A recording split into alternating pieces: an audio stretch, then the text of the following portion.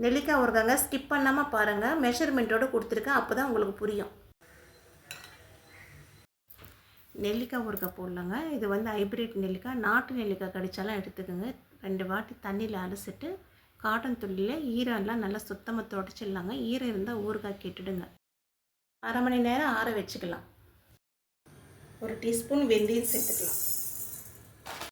வெந்தயம் low flame வச்சு கலந்துக்கிட்டே வறுத்துக்கலாங்க.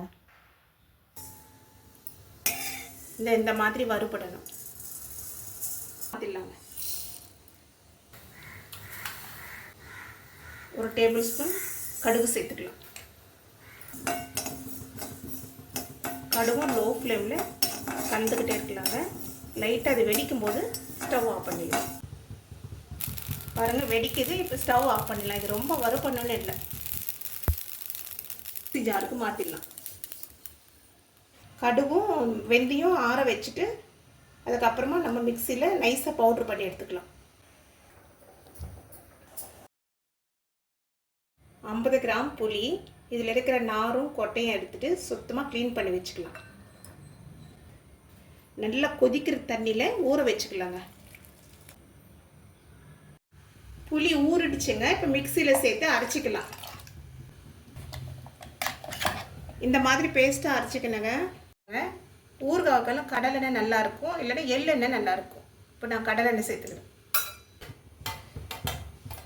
நெல்லிக்காய் ஆறிடுச்சுங்க. இப்போ நம்ம இதை எண்ணெயில் போட்டு வறுத்து எடுத்துக்கலாம். ஒன்றா போட்டு எடுத்துக்கலாம்.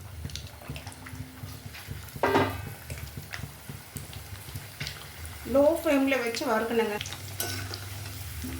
கலந்துக்கிட்டே இருக்கலாங்க, இல்லைன்னா அது வந்து கருகிடும், ஈவனாகவும் வறுபடாது. நெல்லிக்காய் வறுபட்டுடுச்சா இல்லையான்னு பார்க்குறதுக்கு இந்த போர்க்கு வச்சு பார்த்தா தெரியுங்க. அது ஈஸியாக இறங்கும். பாருங்கள், இந்த மாதிரி இறங்கிடுச்சு. இது வறுபட்டுடுச்சு. இது நம்ம தட்டுக்கு மாற்றி ஆற வச்சுக்கலாம்.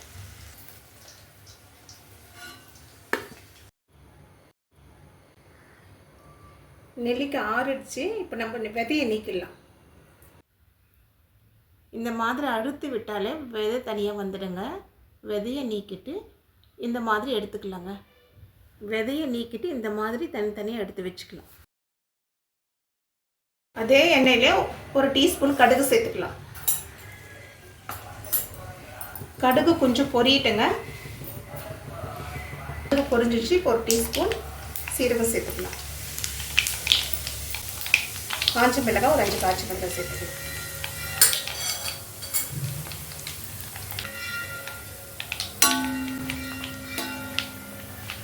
கொஞ்சம் 2 ஈர்க்கு கருவேப்பிலை சேர்த்துக்கலாம்.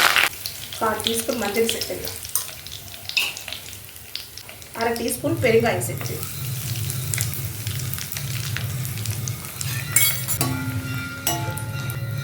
அரைச்சி வச்சிருக்கிற புளி பேஸ்ட் சேர்த்துடலாம்.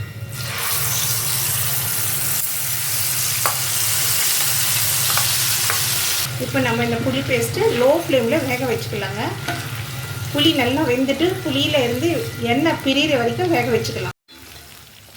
அந்த சலசலப்பெல்லாம் அடங்கிடுங்க. அப்போ தான் நம்மளுக்கு வெந்துடுச்சுன்னு கரெக்டாக தெரியும். எண்ணெயும் பிரிஞ்சிடும். பாருங்கள், வெந்துடுச்சு. எண்ணெயும் பிரிஞ்சிடுச்சுங்க. புளியும் நல்லா வெந்துடுச்சு. இப்போ நம்ம ஸ்டவ் ஆஃப் பண்ணிவிட்டு ஆற வச்சுக்கலாம்.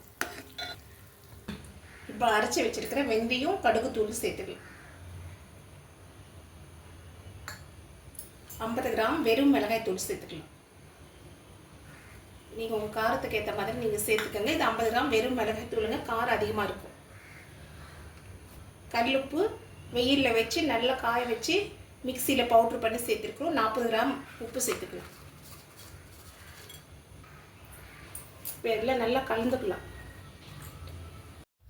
நல்லா கலந்து விட்டுக்கலாங்க. உப்பு காரம் சமமாக படுற மாதிரி கலந்துக்கலாம். தாளிப்பு நல்லா ஆறிடுச்சுங்க. சூடாக இருந்தால் ஊறுகாய் கெட்டுடும். நெல்லிக்காய் அதில் சேர்த்துக்கலாம். நல்லா கலந்து விட்டுக்கலாங்க. அப்போ தான் உப்பு காரம் நல்லா சேரும். மூடி போட்டு ஒரு 2 நாள் அப்படியே விட்டுடலாங்க. ஊற வச்சிடலாம் 2 நாள். நெல்லிக்காய் ஊறுகாய் போட்டு 2 நாள் ஆயிடுச்சுங்க. இப்போ 3ஆவது நாள். பாருங்கள், எண்ணெய்லாம் மேலே வந்துருக்கு. இப்போ நம்ம இதை நல்லா கலந்துட்டு உப்பு கம்மியாக இருந்ததுன்னா உப்பு சேர்த்துக்கலாம். காரம் கம்மியாக இருந்தால் காரமும் சேர்த்துக்கலாம். சின்னதாக இருந்துச்சுங்க, கலக்க முடியல, அதனால் இன்னொரு பவுலுக்கு மாற்றிட்டேன். சால்ட்டு கம்மியாக இருக்குங்க, சால்ட்டு மட்டும் ஒரு டேபிள் ஸ்பூன் சேர்த்துக்கிறேன். நல்லா கலந்து விட்டுக்கலாங்க. 1 வருஷம் வரைக்கும் ஊறுகாய் கெடாமல் இருக்கும். உப்பு கரெக்டாக இருக்கணும், ஈரம் படாமல் இருக்கணுங்க.